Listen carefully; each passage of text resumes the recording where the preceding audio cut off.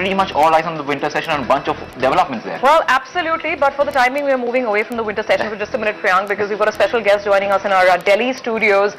Goa Mining, and what's next? What are the next few steps? In fact, a couple of Goa mining companies, the association itself, has been holding consultations with the Central Empowered Committee, and we now have with us Mr. P.K. Mukherjee of CESA Goa joining in to throw some light on exactly what's going on. Mr. Mukherjee, thanks for taking out the time and being with us on the show today. I'd like to start by understanding, we remember the last quarter results and the conference call in which you said that hopefully there should be a slightly earlier resolution of Goa and things shouldn't be stuck for too long. Is that still a view you have?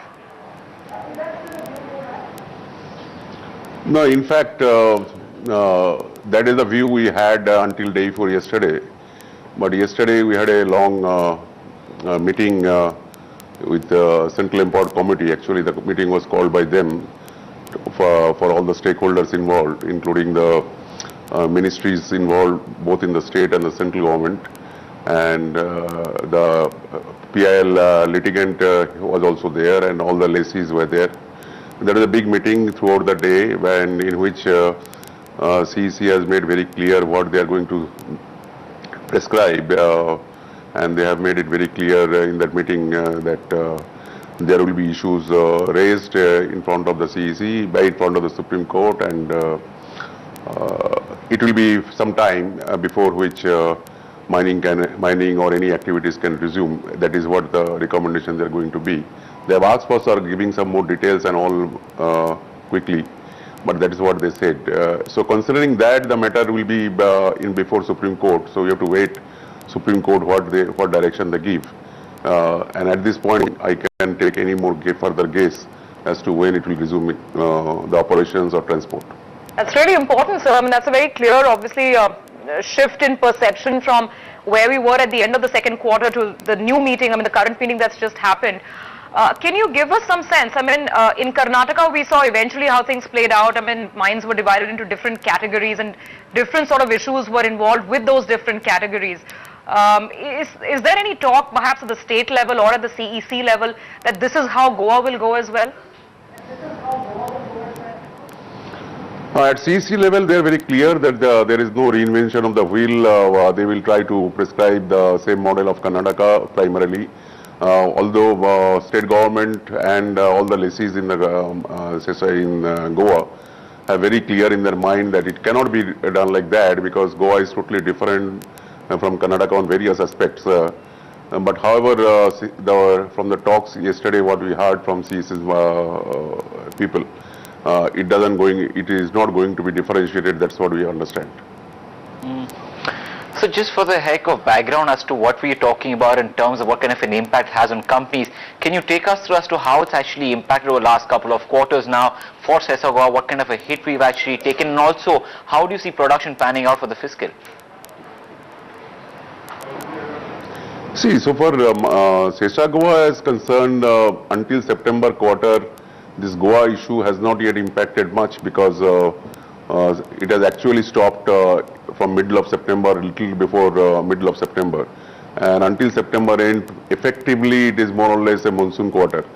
So that has not impacted much, but however marginally it is impacted. But it is impacting very seriously now since October in the fair season. And if one has to believe whatever CEC has said yesterday, they are very clear that for the next 6 months or so, at the minimum, no activity would start as per their understanding.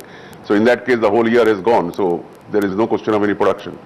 And if whatever CEC has said, that is ultimately prescribed. So then, would one assume, or would one expect then that the total output target that till now I think has been at 15 million tons for this year, that definitely has to be scaled down at CESA Goa?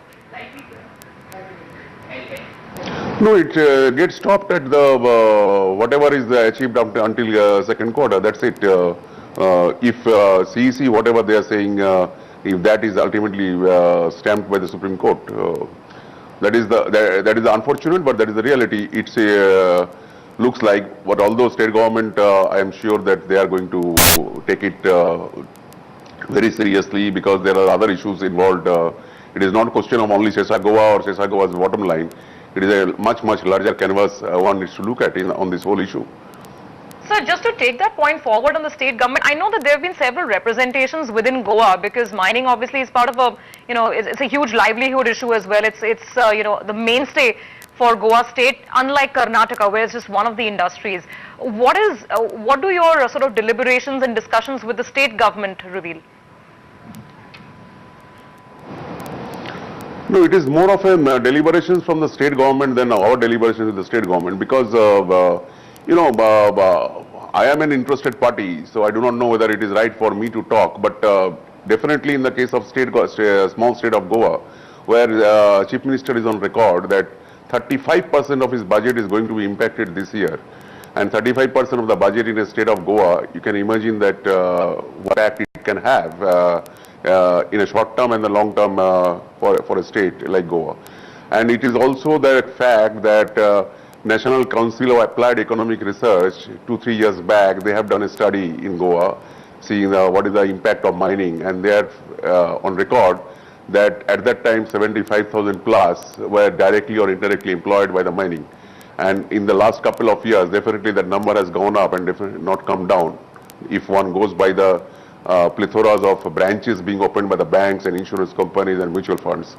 So definitely the number has gone up, and if one multiplies that by 4 to 5 dependent people per those employees directly or indirectly employed, so the figure is 400,000 plus or about 500,000 in a 1.4 million total population. So one has to look at that.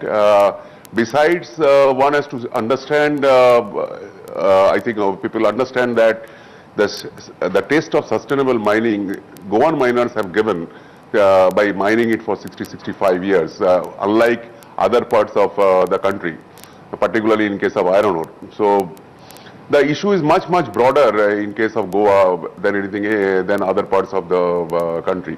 So these are the impacts.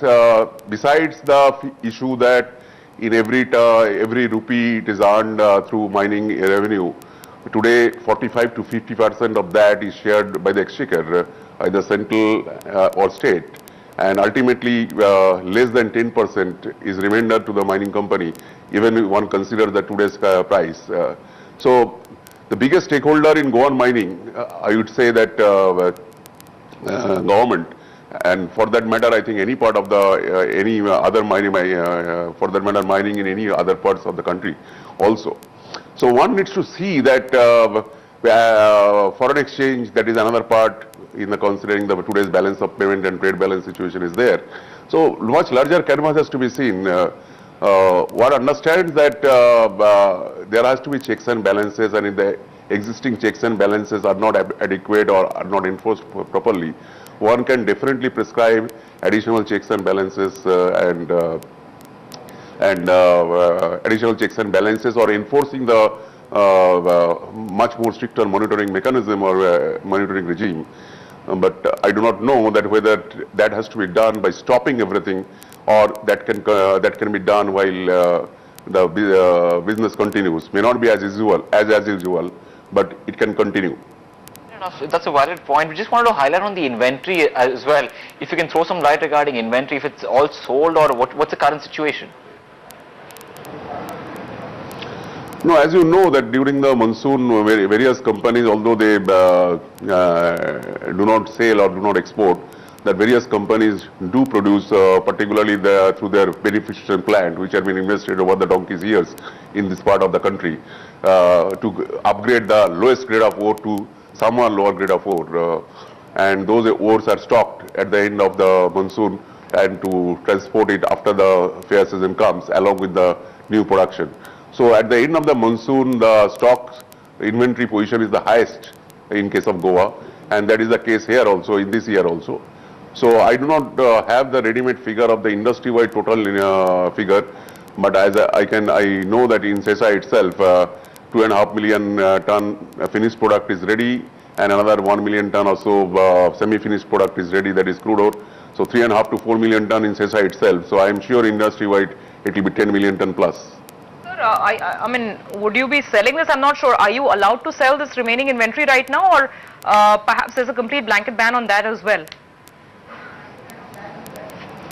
No, you cannot move a single kg of iron ore from one place to another. Even you cannot process the ore, so forget about the selling. So, sir, I mean, to just wrap this up, obviously, this has gone on, you know, in a manner, Karnataka first, then Goa. Obviously, there are serious questions about sustainable mining that are being raised. There are different stakeholders, you know, bringing forward different points. Do you think this has done a lot of damage also in terms of just, you know, perception within the investor community? I'm just wondering what CESA stakeholders, investors, you know, your business companions, what they've had to say in all this, because we're talking about a complete one-year closure now in terms of all mining activity, and perhaps even more serious questions even later. I don't think it is any longer a perception, it is a reality. It is a reality that investors have lost confidence in regulated businesses like mining, because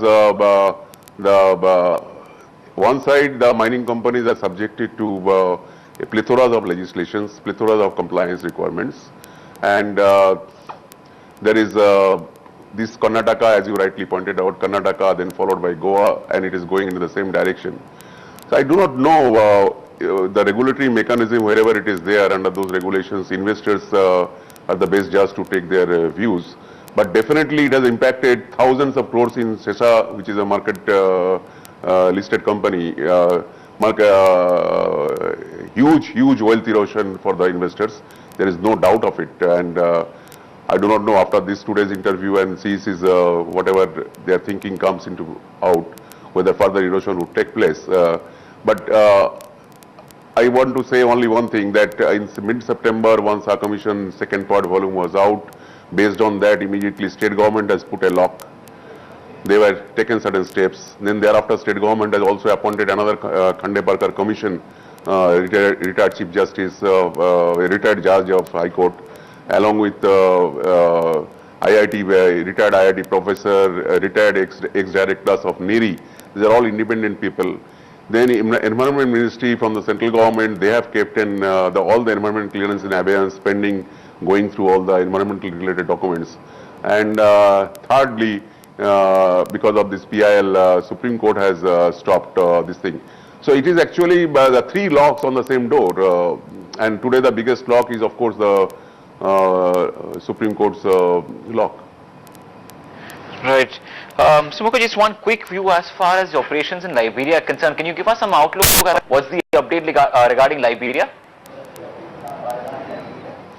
Liberia, we are very much upbeat because it is going exactly, so for regulatory regime there is concerned, there is a mineral development agreement, it prescribes each and every steps timeline wise, and it is going exactly that way. There is no issue.